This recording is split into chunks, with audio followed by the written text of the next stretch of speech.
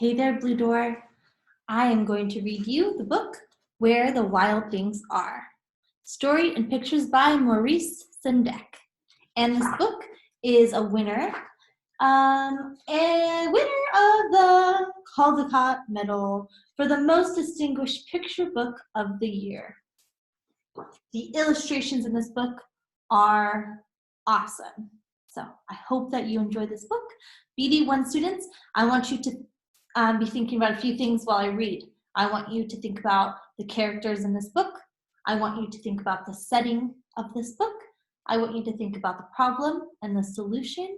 And I want you to think about your favorite part. And one more thing, I want you to think about how you can connect this book to your writing for this week. Your writing this week is a fantasy book. You are going to be writing your own fantasy book.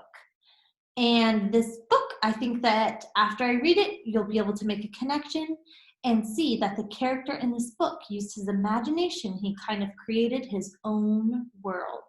So think about how the character was able to do that, and maybe you can make a connection and use that to help you write your fantasy book this week. Okay, so I hope you enjoy. Let's get started. Where the Wild Things Are. Story and pictures by Maurice, Sendak.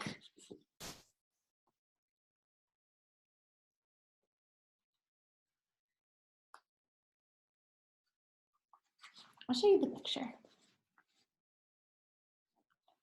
The night Max wore his wolf suit and made mischief of one kind and another. Mischief is another word for getting into trouble, making trouble.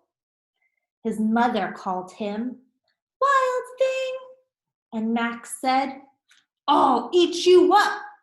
So he was sent to bed without eating anything. So his mom did not like that he said, "I'll eat you up." She sent him to bed without dinner. That very night in Max's room, a forest grew.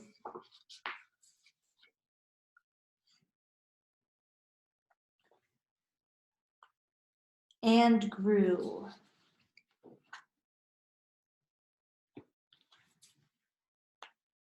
And grew until his ceilings hung with vines and the walls became the world around him.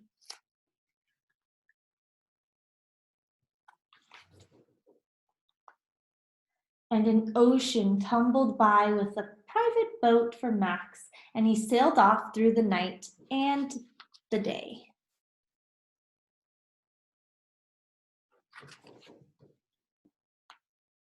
And in and out of weeks and almost over a year to where the wild things are.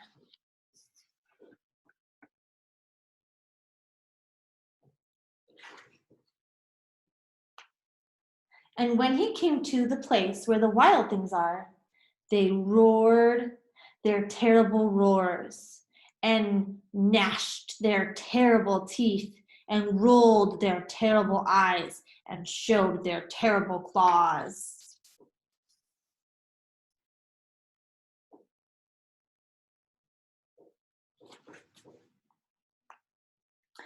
Till Max said, "Be still." And he tamed them with the magic trick of staring into their yellow eyes without blinking. And they were frightened and called him the most wild thing of all.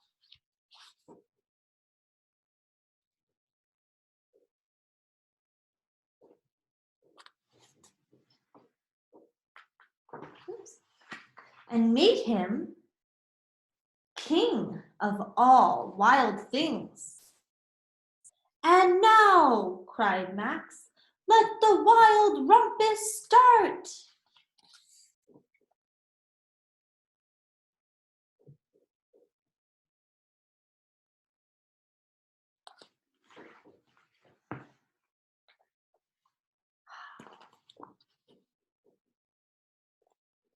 Look at them. All those wild things dancing beneath the moonlight, hanging from the trees.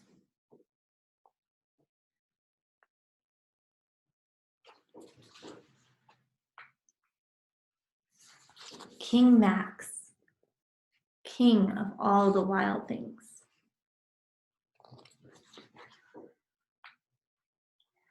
Now stop, Max said, and sent the wild things off to bed without their supper. And Max, the king of all the wild things, starting to get lonely, and he wanted to be where someone loved him best of all. Then all around from far away across the world, he smelled good things to eat. So he gave up being king of where the wild things are.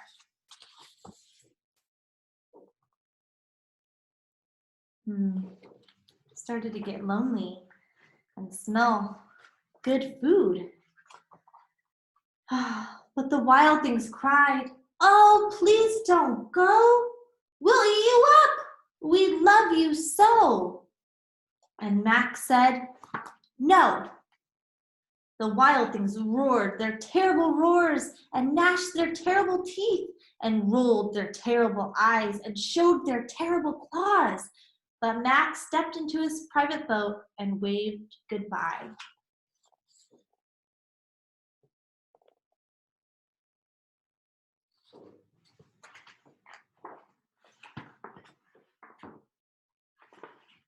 And sailed back over a year and in and out of weeks and through a day.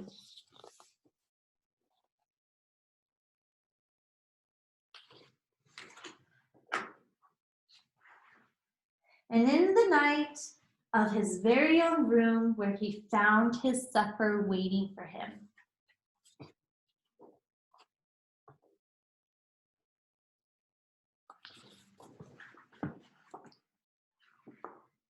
And it was still hot.